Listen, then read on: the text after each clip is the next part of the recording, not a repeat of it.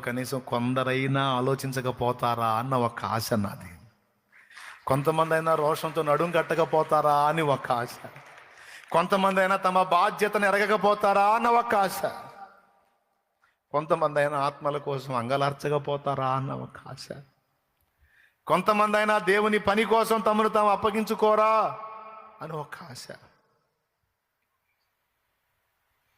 నా గటి మీద చెయ్యిని వేసి వెనుకకు చూడక సాగెడి వారిని భారము గలిగి సువార్త గింజలు భారము గలిగి సువార్త గింజలు దున్నిన ఎదలో చల్లెడి వారిని దున్నిన ఎదలో